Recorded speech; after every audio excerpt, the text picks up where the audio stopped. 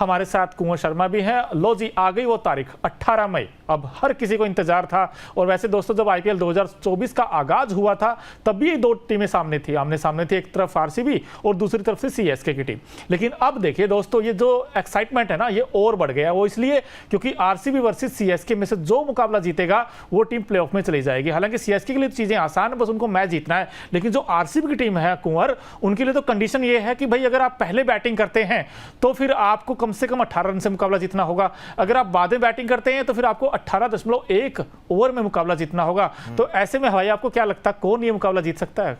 जी देखिए, बिल्कुल टक्कर का मुकाबला होने वाला है। ये मुकाबला जैसे कि दो धुरंधरों एमएस धोनी और विराट कोहली के बीच में जंग है, वैसे ही दोनों पाले के फैंस के बीच में जंग है। क्योंकि अगर हम माने तो फैंस का आक्रोश पूरा दिख रहा है और सभी फैंस चाहेंगे आरसीबी, जो ऐसा लग रहा था कि टूर्नामेंट के आधे से ही बाहर हो गई हैं। आरसीबी टेबल बॉटम पर थी और कुछ लग नहीं रहा था कि कुछ खास कर पाएंगी। लेकिन क्या कमबैक किया है, मतलब सराहना करनी होगी पूरी टीम की। वहीं पर मतलब जो बल्लेबाजी विराट कोहली की देखने को मिली है, ऑरेंज कैप के दावेदार हैं, ऑरेंज कैप उनके पास है अभी। अगर वो कुछ चमत्कार कर देते हैं, अगर 250 से ऊपर का स्कोर रेट जो अभी बहुत हुआ है, काफी बार हमें देखने को मिला है 260 240 के कई स्कोर देखने को मिले हैं। अगर आरसीबी कोई ऐसा तगड़ा टारगेट दे देती है तो जरूर सीएसके मुसीबतों में फंस सकती है। क्योंकि हम देखें वहीं पे सीएसके के लिए ऋतुराज गायकवाड़ इतना कुछ खास नहीं कर पाए हैं। कहीं ना कहीं जो टॉप ऑर्डर है वहां पर थोड़ा फंस रही है सीएसके, थोड़ा फंस रही है वहां पर।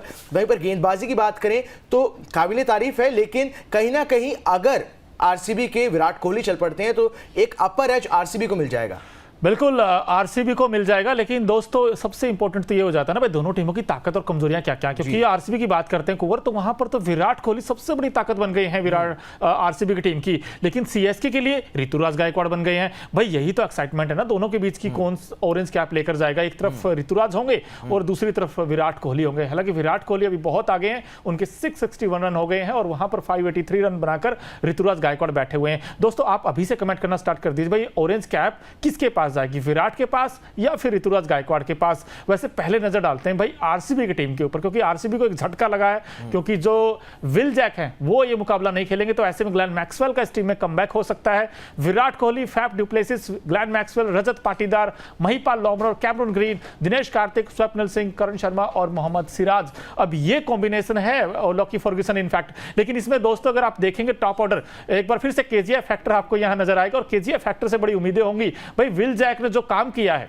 पिछले 2-3 मैचेस में, उन्होंने 100 भी बनाया था गुजरात के साथ, अगर वैसा कुछ काम ग्लेन मैक्सवेल कर दे फिर इस टीम की बल्ले बल्ले है। विराट कोहली आउटस्टैंडिंग फॉर्म में है। नीचे देखें तो दिनेश कार्तिक को भी मैचेस फिनिश करने होंगे और हो सकता कुंवर ये दिनेश कार्तिक का अंतिम मुकाबला हो। क्योंकि अगर आरसीबी ये मैच हार जाती है तो फिर कहीं ना कहीं यहां पर सफर तो खत्म होगा ही होगा। साथ ही साथ भाई दिनेश कार्तिक भी रिटायरमेंट ले सकते हैं आईपीएल से। जी देखिए, दिनेश कार्तिक की फॉर्म इतनी काबिले तारीफ थी कि ऐसा माना जा रहा था कि उनको T20 वर्ल्ड कप के लिए दावेदार बनाया जा रहा था। कहीं बात हो रही थी कि हमें रिंकू सिंह की जगह एज अ फिनिशर हम दिनेश कार्तिक को लेकर जा सकते हैं, इतनी अच्छी फॉर्म में दिख रहे थे। वहीं पर हमें कई मैच जिता भी चुके हैं, भारतीय टीम को भी, आरसीबी को भी कई बार डूबते डूबते नैया पार लगाई है। तो दिनेश कार्तिक पर भी काफी दारोमदार होगा। एज अ फिनिशर बहुत काबिले तारीफ नॉक्स खेल चुके हैं। तो नजरें होंगी सबकी फैफ डुप्लेसिस पर भी। ग्लेन मैक्सवेल और फैफ डुप्लेसिस, इनकी जोड़ी भी काफी चर्चा में होगी। क्योंकि फैफ डुप्लेसिस कप्तान है और अगर इनका बल्ला चढ़ता है, इससे पहले सीएसके के लिए भी खेल चुके हैं, अगर इनका बल्ला चलता है तो फिर थमने का नाम नहीं लेता। तो अगर पार्टनरशिप ग्लेन मैक्सवेल या फिर फैफ डुप्लेसिस के बीच में बन जाती है, अगर विराट कोहली पहले चलते बनते हैं, तो आप विराट कोहली के बाद टीम को अंडरडॉग मत समझिए। बहुत अच्छा कमबैक करके आई है। और मेरा मानना यह है कि इस बार जो मेरा पाला है वो आरसीबी की तरफ ज्यादा झुका हुआ है। वो इसलिए भी तो है ना, लगातार 5 मुकाबले जीते और 5 मैच लगातार जीतना T20 में भाई उतना आसान तो नहीं होता है। लेकिन एक एक्साइटमेंट बैटल ये भी रहेगी कि भाई 2 विकेट कीपर होंगे और दोनों दिग्गज विकेट कीपर, एक दिनेश कार्तिक और एक एमएस धोनी। आपसे सिंपल सवाल ये है, क्या आप अगले सीजन भी देखना चाहेंगे या फिर अभी अगर हो सकता है दोनों के लिए, क्योंकि कयास लगाए जा रहे हैं कि एमएस धोनी का यह अंतिम सीजन हो सकता है, दिनेश कार्तिक का भी हो सकता है, तो ऐसे में क्या उम्मीदें हैं आपको? आप क्या चाहेंगे अगला सीजन और खेलें दोनों?